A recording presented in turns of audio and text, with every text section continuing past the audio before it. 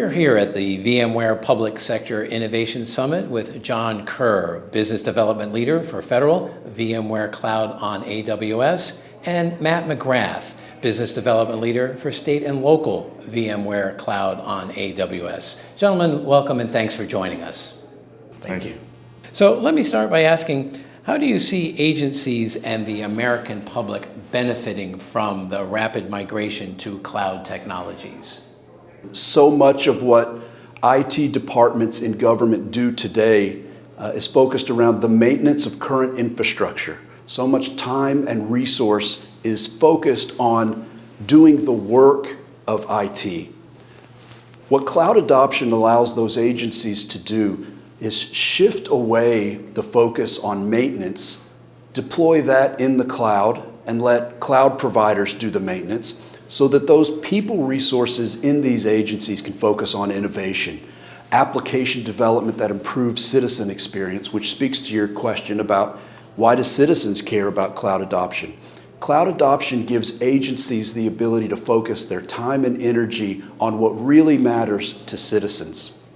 Next, I'd like to ask, how are public sector agencies benefiting from cloud platforms that comply with FedRAMP-approved cybersecurity and data protection standards? Yeah, this is a really important question, I think, for industry people and partners to understand.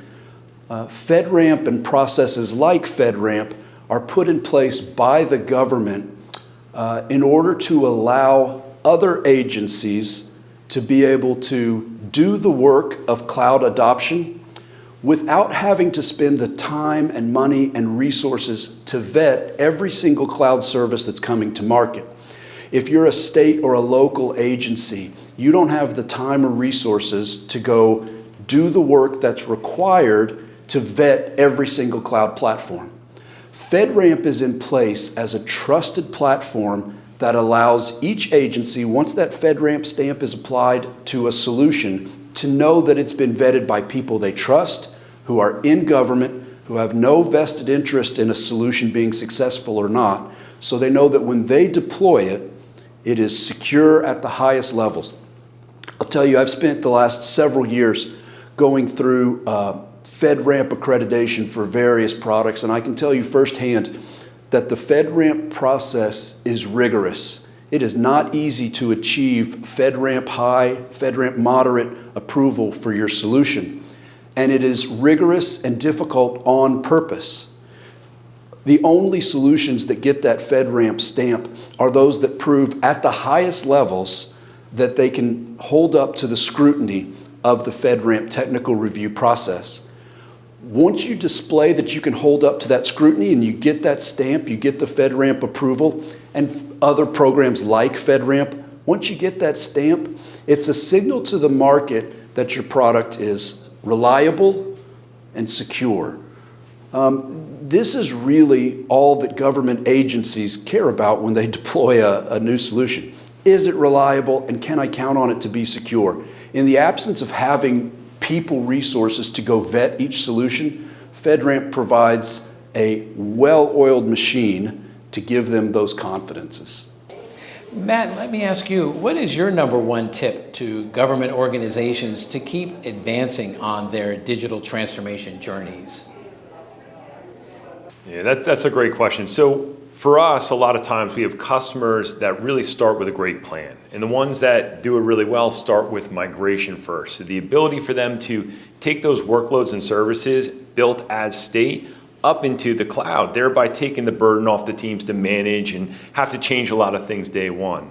The second phase of that plan is all around optimization and stabilization. So where do we look at those key partnerships with cloud partners in our independent software vendors, or we call them ISVs, to help customers change the way their operations were on-premise and move those same things to the cloud, whether they're the security aspects that John talked about, whether they're their backup technologies that they're used to using. And then the final phase of that is understanding what are they doing in that move to the cloud.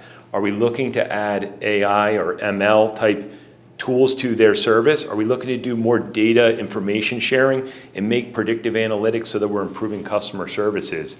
It's really that path that I've seen from my customers, as long as you're sticking to it, have leadership guidance along with you, they're very successful.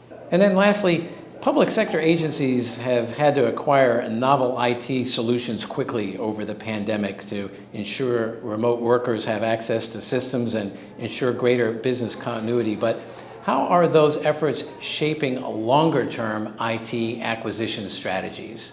Yeah, no, I think it's a great question. And as we learned over the last 2 years, customers have had to make a lot of changes. And in fact, we have a great customer reference in West Windsor, Plainsboro, who, when the pandemic came, State of New Jersey told them that they have to move from being all students in class to now students being remote.